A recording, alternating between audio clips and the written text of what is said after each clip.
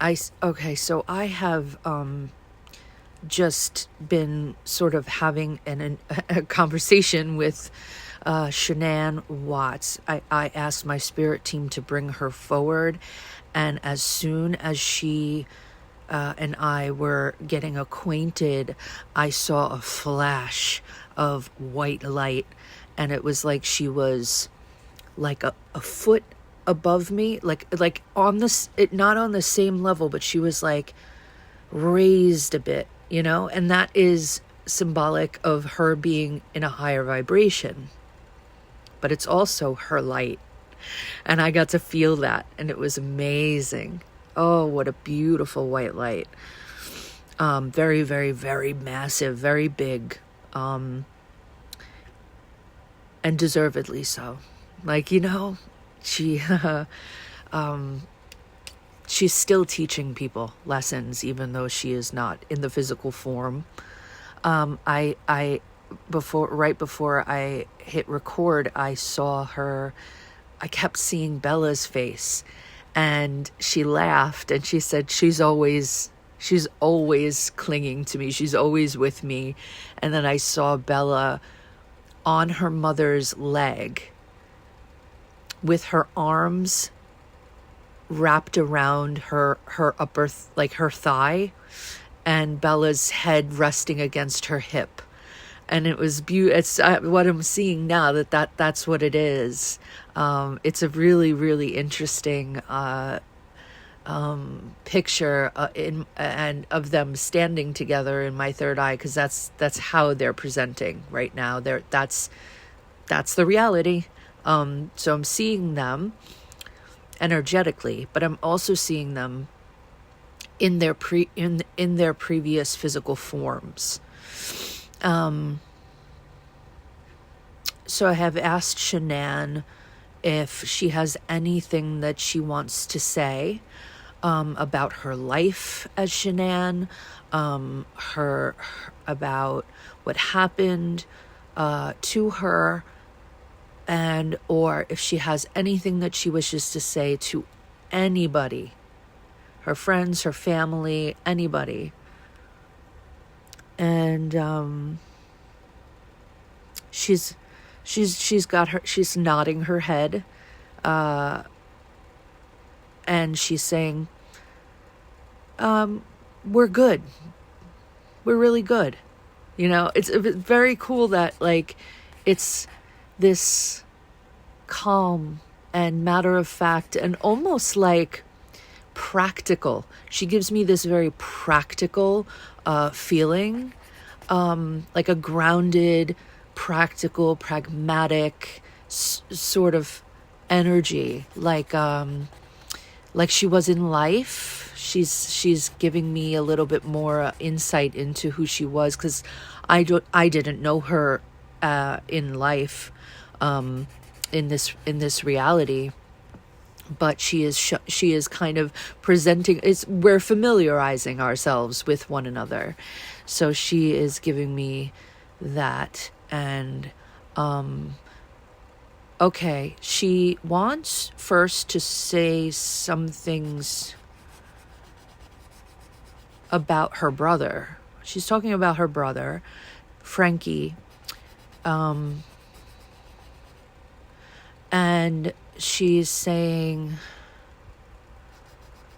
she's very happy that he has the dog, Dieter. She's talking about that. She's talking about him being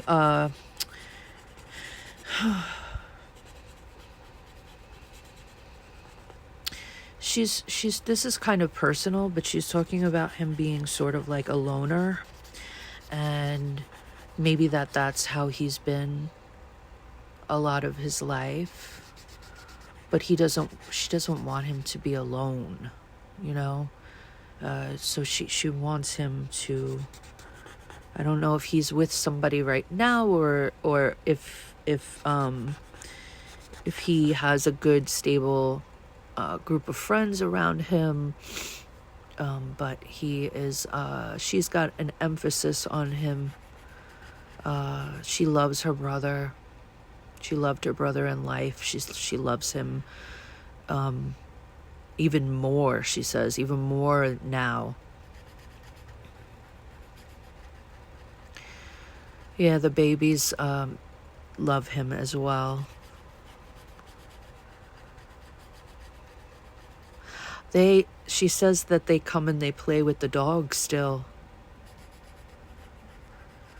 The girls, they love to play with the dog still. So occasionally they'll come around, and it might show up as like Dieter just getting excited out of nowhere, like having zoomies, but that's sometimes it's them playing with him.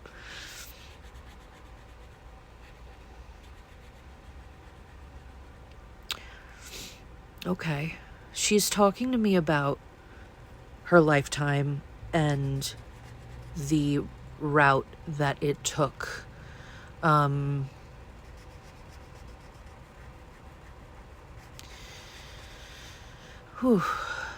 she's saying that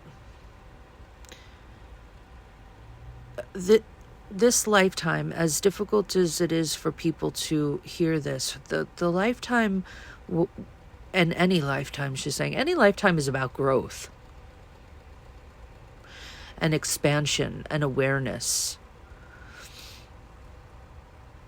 because it's something that's felt for her in a worldwide, like she did so much, and she impacted people on a very grand scale.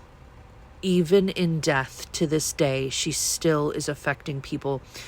And she's saying, so like, everybody is learning something from her experience and her daughter's experience and her unborn baby's experience. She's giving me a connection that she has to Lacey Peterson. Yeah, Lacey Peterson.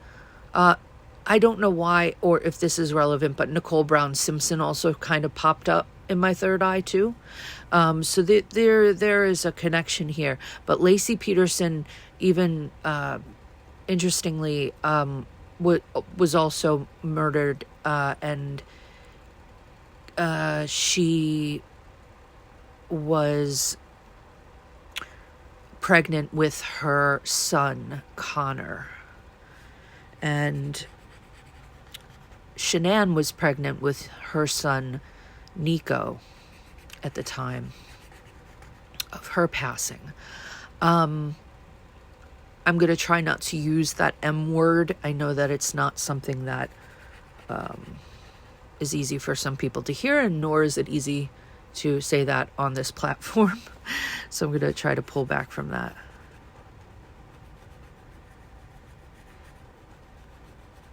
So she's okay. All right, hold on one sec.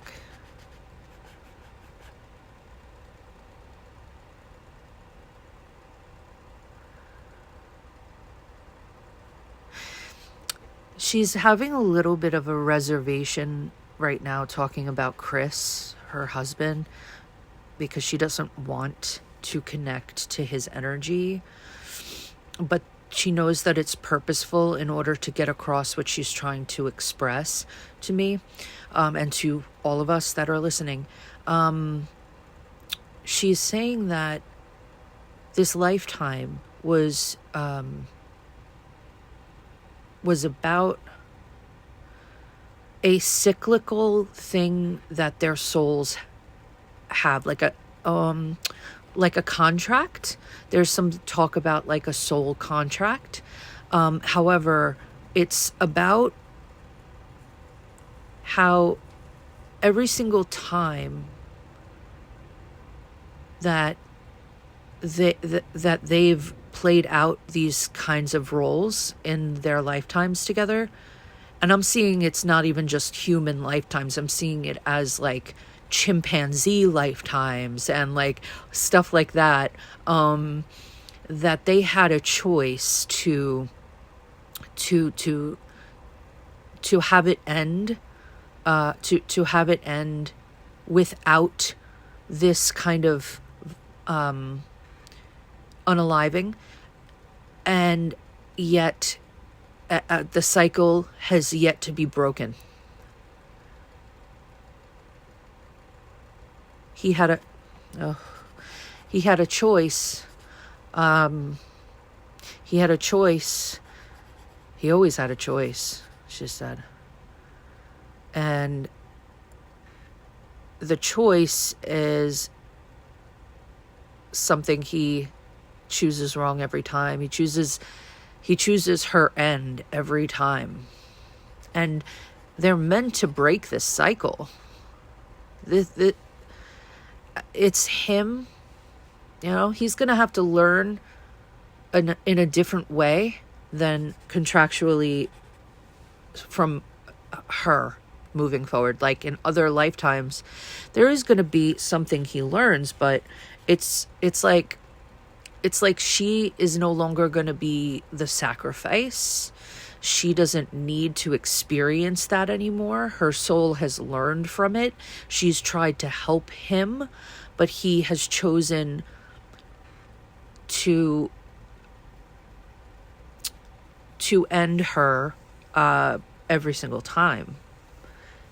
He won't break that. He won't break that. He doesn't learn. And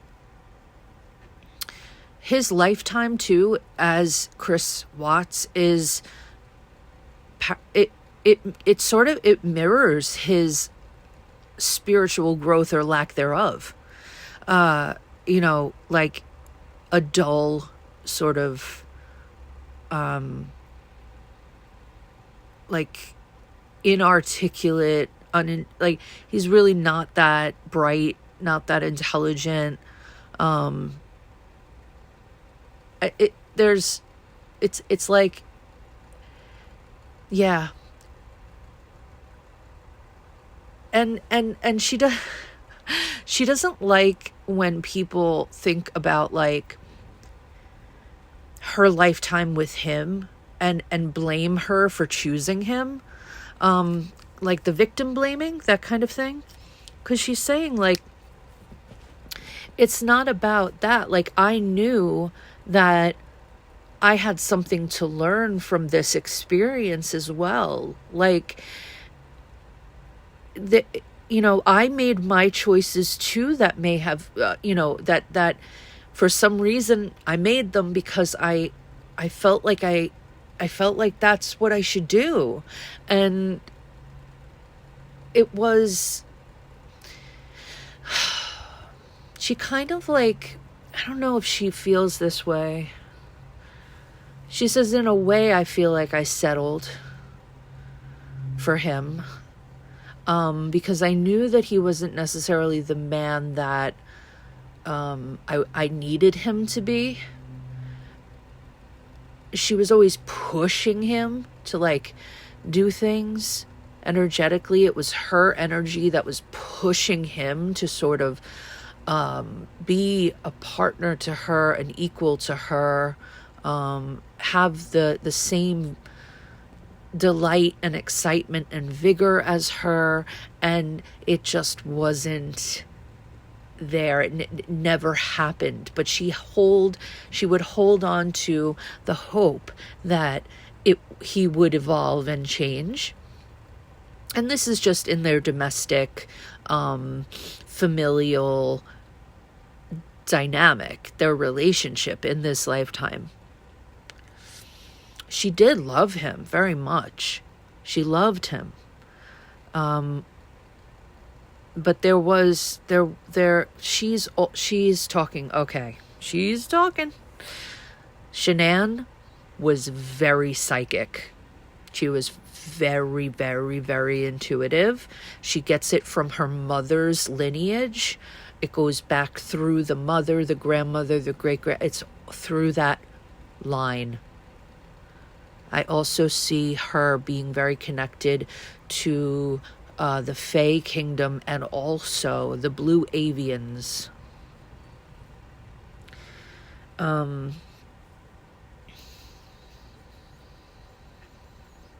Arcturians. Yeah, there's like a lot of like sapphire blue around her. Very communicative as well. It's just she was able to communicate with spirit. She was able to communicate with spirit, and she did so with ease. But she was also very attracted to the 3D lifestyle. She wanted to have that.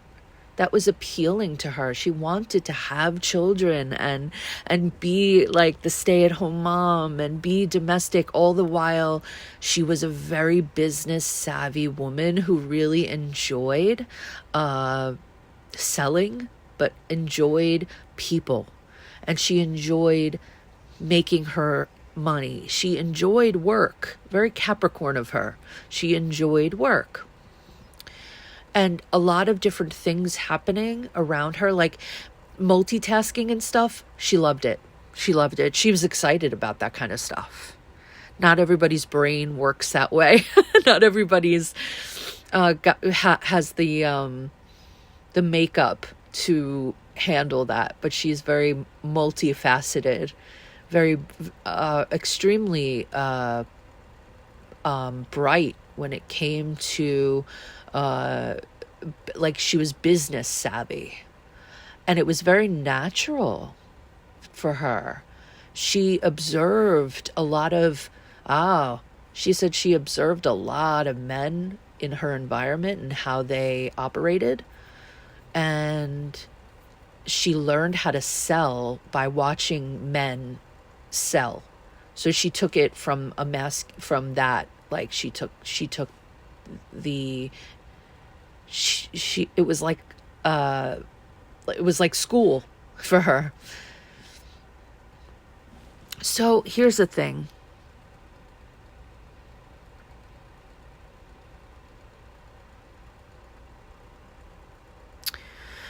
Asking her if she wants to talk about the night, early morning, August 13th, 2018. And she hasn't like, she seems to push it away just a bit, because she says that there are aspects of that evening that she's still like processing and working through. Like there are aspects of that evening that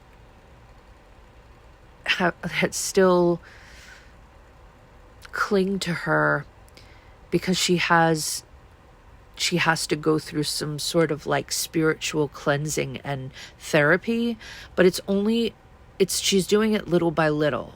So she's actually accomplished a lot of that since then, but there are still aspects that she's working on. Oh,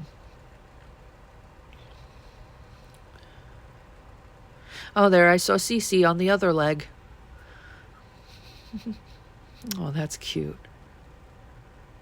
She's holding Nico now. All right, she's showing me the babies. This is the aspect that she isn't come to terms with. Is the she has worked through her own death and made peace with it, that it is done. She is not able to forgive this man for what he did to their children. She can't. Yeah, she's not there yet. Nope. And she is,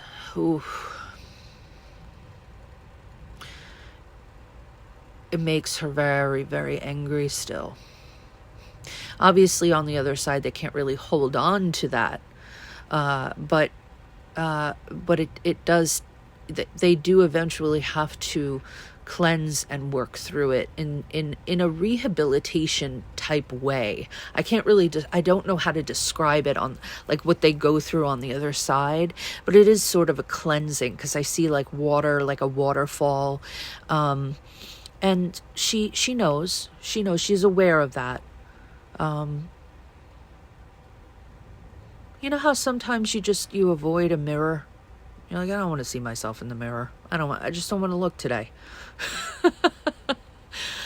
That's what she makes me see. That's what I'm seeing in my third eye. That's the example she's giving me. And she knows she has to. And she has to forgive as her daughters have forgiven, and her son. So, but she's still working on that. She does work with other children on the other side as well. She's very children oriented on the other side. She's like she has a gatherer energy. So like if it has to do with like a lot of children dying at once, she's involved in that. Yeah. Almost as a reminder, like if she works with the souls of the children, ushering them through and towards the light to be in the 5D, it's a reminder to her, like, you still have to work on the forgiveness aspect when it comes to your children in that lifetime.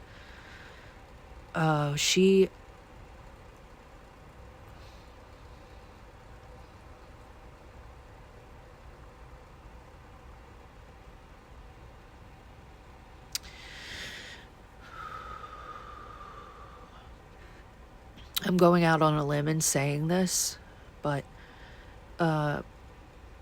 it's she's letting me know that the mistress was in the house when she came home that night from the airport. When Shanann came home and she came in, she didn't know that woman was there. But she eventually found out. She eventually like caught on, or she saw it.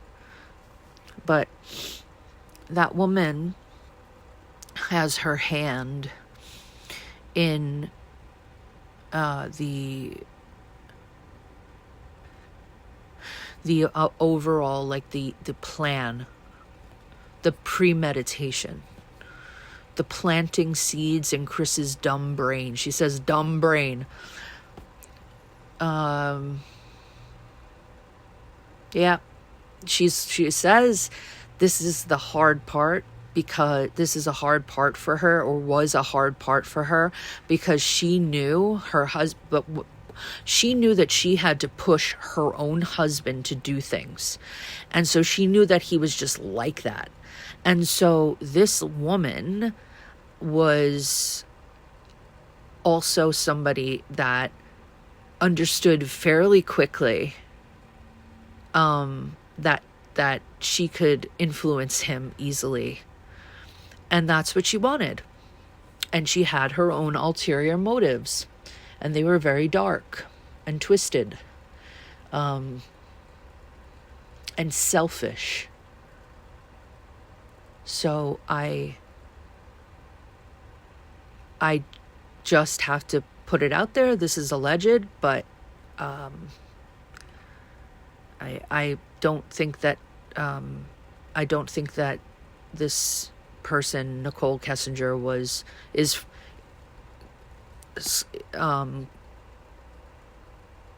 untainted by this. She had some involvement in this, allegedly. So whether it be that it was very small, saying things, planting things in his head, influencing him using her body, and playing on his emotions, he is not free of the sin. He is just as culpable. And therein lies the perfect storm. She's saying perfect storm. So there is a very big deal surrounding this entire case. It is still to this day something that people hone in on, because it's hard for people to wrap their heads around what happened. And dissecting it seems to, it's something that they're looking to dissect it so that they could make sense of it. But sometimes things just don't make sense. And sometimes we cannot reconcile crimes that occur. Shanann is saying this.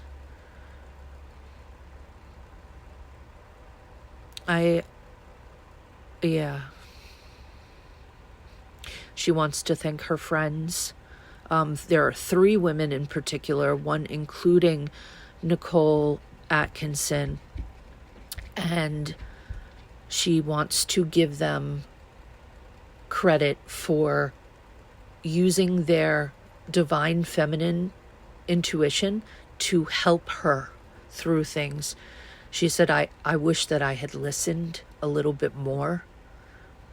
I wish that I would have taken it, but I thought that I could control the situation.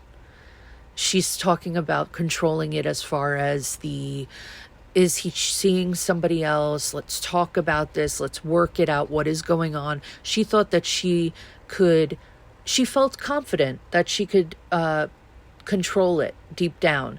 But she was unraveling, and they saw it. Okay? They saw it. So I said, do you have anything else you wish to say? She's just saying, I just want to give people love and tell them that I appreciate their love and their prayers. And I want to end on the note of giving my mother and father a message, okay, that I'm always there. I'm always there. I'm always there. And she keeps saying that I'm always there. So that is, yeah, she's bowing. I'm bowing to her. Thank you, Shanann, for coming through.